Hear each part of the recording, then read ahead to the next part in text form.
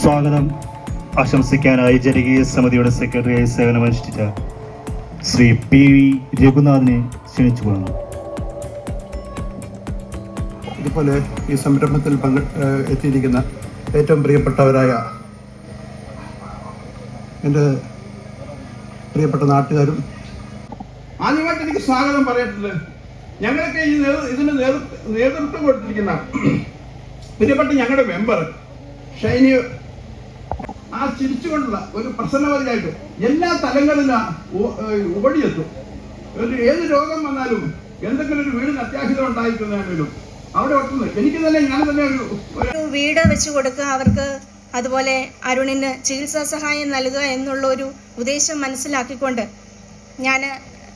നമ്മൾ ഈ ഒരു വാർഡിൽ ഒരു ജനകീയ സമിതി രൂപീകരിക്കാനായിട്ട് ശ്രമിച്ചു.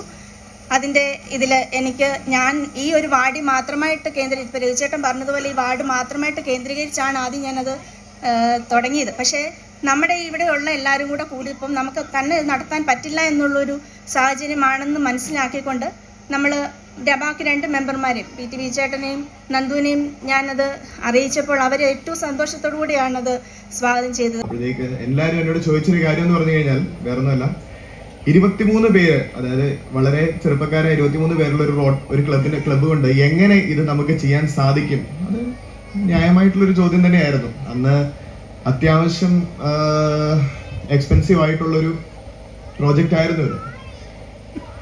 പക്ഷെ എന്നാലും സുനിലേട്ടൻ്റെ ഒരു കാര്യം പറയാൻ നിങ്ങൾക്ക് അറിയാമായിരിക്കും, നിങ്ങൾ പലരും സുനിലേട്ടനെ പരിചയമുണ്ട്. അപ്പോഴത്തേക്ക് പുള്ളി ഒരു കാര്യം തീരുമാനിച്ചു കഴിഞ്ഞാൽ പിന്നെ അത് നടത്തുന്നത് വരെ പുള്ളി അത് നമുക്ക് നടത്തിയേ പറ്റുള്ളൂ, എന്തൊക്കെ വന്നു കഴിഞ്ഞാൽ അത് നടത്തിയേ പറ്റുള്ളൂ എന്ന് പറഞ്ഞ് എൻ്റെ കൂടെ നിന്നു. ഞങ്ങളെ എല്ലാവരെയും, അതായത് 23 പേരുള്ളൊരു 22 പേരെയും പുള്ളി പുറകിൽ നിന്ന് പുഷ് ചെയ്താണ് ഈ തീരുമാനം ഞങ്ങൾ എടുക്കാൻ സാധിച്ചത്. അപ്പൊ പലരും ഇങ്ങനെ ഇത് നടക്കത്തില്ല, ഭയങ്കര പാടാണ്, വലിയ ക്ലബ്ബുകളൊന്നും ഇത് ചെയ്യുന്നില്ല, പിന്നെ എങ്ങനെ നിങ്ങൾ ചെയ്യുന്നു ചോദിച്ചപ്പോൾ ചിലപ്പം ചെറുപ്പത്തിന്റെ ഒരു എടുത്തുചാട്ടം കൊണ്ടായിരിക്കാം, അല്ലെങ്കിൽ ദൈവം കൂടെ ഉണ്ടെന്നുള്ളൊരു വിശ്വാസം കൊണ്ട് ഇത് ചെയ്യാമെന്ന് ഞങ്ങൾ തീരുമാനിച്ചു. അത് തീരുമാനിച്ച അന്ന് മുതൽ ഞങ്ങൾ എല്ലാവരും ഒരുമിച്ച് നിന്ന് പ്രവർത്തിച്ചു.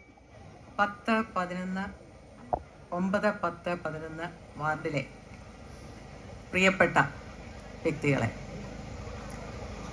ഞാൻ ഇന്നിവിടെ മുഖ്യ സന്ദേശം പറയാനായിട്ട് ഇവിടെ നിൽക്കുന്നത് ക്രിസ്റ്റീൻ പാലിയേറ്റീവ് കെയർ എന്ന സംഘടനയെ പ്രതിനിധീകരിച്ചാണ്. ഞങ്ങളുടെ ഡയറക്ടർ ഇവിടെ വന്നിട്ടുണ്ട്, ഞങ്ങളുടെ എഞ്ചിനീയറുണ്ട്, ഞങ്ങളുടെ മെമ്പേഴ്സ്, പാലിയേറ്റീവ് കെയറിൻ്റെ എല്ലാ മെമ്പേഴ്സും ഉണ്ട്. പക്ഷെ ഞങ്ങളുടെ ലീഡറായ സിസ്റ്റർ മേരിക്കുട്ടി, സിസ്റ്ററിന് മാത്രം വരാൻ സാധിച്ചില്ല.